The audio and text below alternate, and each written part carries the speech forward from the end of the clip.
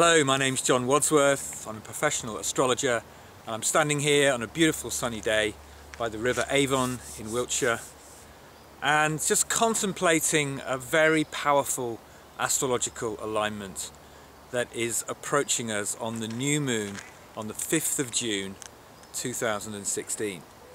The new moon is in Gemini. That means the sun and the moon are together conjunct in Gemini, conjunct the planet Venus in Gemini. They're all together. It's a very tight conjunction, this. But what's happening at the same time is the planet Saturn is in opposition. The planets Jupiter and Neptune are both exactly square to this new moon. What that gives us is what we call a mutable grand cross. 4 planets aligned in a cross pattern in the 4 mutable signs of the zodiac.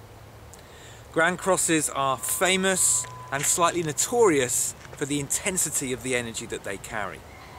This is probably the most powerful lineup of 2016, and that power is made even greater by the fact that it happens on a new moon, a seed moment in the month, a place of powerful focus and intention of energy. So the 5th of June is probably the strongest chart of the year. Astrologers like myself have been looking forward to it, anticipating it. I say looking forward to it, we've been kind of anticipating it and wondering what on earth it's going to bring for quite some time. And there's one word that just sums it up, and that word is change. Everything changes. Everything is changing in the run-up to this event on the 5th of June.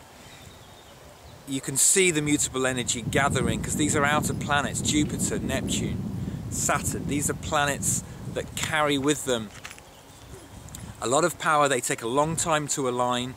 The alignment of Jupiter, Saturn and Neptune has been around for quite some time now, quite a few weeks. The fact that the Sun, Moon and Venus are now lining up with them is what gives it its acute personal intensity, and it means that we feel it at a personal level, particularly if you are born into one of those mutable signs. If you have a personal planet in Gemini, Sagittarius, Pisces or Virgo, then you're going to feel this more intensely.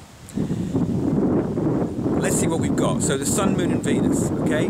That's a gathering of core principles of our being. The Sun is what we want, it's how we express ourselves. The Moon is what we need. They're aligned in Gemini, which itself is a sign of change and duality. So with that time of the year, the buzz and the flutter of life is alive, and the variety and diversity, contradictions, everything changing anyway during the month of Gemini. Venus is there as well, so it's a capricious, changeable sign. Gemini changes like the weather, but it's always alive. It never gets stuck. It's always on the move. It's light of foot, fleet of foot, of ideas. Of the mind is so agile and versatile in Gemini. It's such a brilliantly creative and inventive sign, just like Mercury, the planet that rules it. So we have a lineup of 3 planets in Gemini, but they're opposed by Saturn, the old man, the old ruler, the old law enforcer, the one who holds the boundary, he holds the record book. He's the one he's like the integrity police. He doesn't let you get away with anything. You can't get away with anything when Saturn's around. And when Saturn's sitting opposite a triple conjunction in Gemini, all that kind of flickering brilliance of Gemini is being kind of controlled in some way and held in check by this presence of Saturn. Saturn's in Sagittarius, which has been kind of making us really look at our beliefs, look at our faith, look at what we actually are aspiring towards in terms of how we put it all together as the big picture of our lives. That's been held in check. We're being made accountable. We're having to try and really establish that, and it's not an easy, not a comfortable position, Saturn in Sagittarius, because Sagittarius is ruled by Jupiter, you know, the planet of expansion and growth, and Saturn is there holding that. So it feels as if first of all there you've got the contradiction. Saturn is holding that and yet it's in a changeable sign. So there's change, inevitably change happening, but there's this kind of sense of being held in check, being stopped, being slowed down, perhaps. So that quick Gemini energy is being slowed down by Saturn. Then we have Jupiter and Neptune on the other axis in Virgo and Pisces. Jupiter in Virgo, Neptune in Pisces. This is endless, insatiable longing. When these two planets make an aspect like this, there's boundless vision, but where does it go? How does it land? How does it ground? It's like a longing which can never be satisfied. It's that dream which dreams the new dream, but it calls us for something new. We want to let it all go, to let it all dissolve. But hey, Saturn is there holding it and going, no, you've got to ground this in reality. You've got to keep this on the ground. You've got to keep this real, and you've got to deal with your stuff, deal with your shadow. You can't just escape. The longing to escape at the moment, while Jupiter and Neptune are opposite, is immense. The longing to be elsewhere, to dissolve, to let go. And then there's this Saturn holding all that together, and it's come to a personal level. It's right in our relationships, it's in our sense of who we are, our self-expression and our needs. Words that are coming to me here, we've got it's like everything is changing, dissolving, reorienting, adjusting, that's a Virgo word, repositioning. Nothing is as stable as we would like it to be, if we'd like it to be. Perhaps it's easier at the moment if we can actually just roll with the changes. The more able we are, in a way, the more mutably oriented we are, perhaps the easier this will be. But there's also the anxiety of Gemini and Virgo involved here, ruled by Mercury. We can get anxious when there's a lot of Gemini energy around. Although that flickering energy wants to change, there's also an anxiety that comes with that. We worry that we're not stable mentally, emotionally, physically, materially. But within all of that, if we can go with these changes, which are happening everywhere in the world, I mean, look at what's going on around us. Look at what's happening in the world. It's so perfectly expressed by this Grand Cross.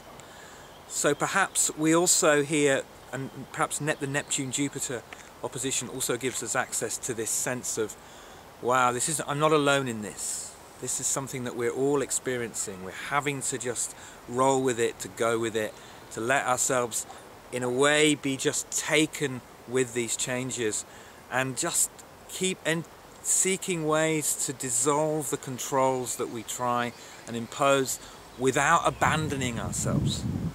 That's the danger with a time like this. To abandon everything. It's not about abandoning everything, but it's about increasing levels of releasing the control that holds us prisoner, that holds us tight within our fears. Perhaps this is an opportunity to release some of our fears, to let go of some of the fears that keep us trapped, to let go into love, to let go into joy, which is always there. It's just below the surface, isn't it, of all those worries and anxieties. Just below the surface of all of that lies the most sublime access to love, the most sublime access to an understanding which unites us all. It unites us as in ourselves, the polarized parts of ourselves. It unites us in our partnerships. It unites us in our families, in our communities, and in our sense of humanity as a whole, of which we're all members, and we're all trying to find that communion. Somewhere within the tensions of these polarities, just below the surface of it, is that let go, that release into that union and that communion that is bliss itself. So perhaps within all of this there's an access to bliss.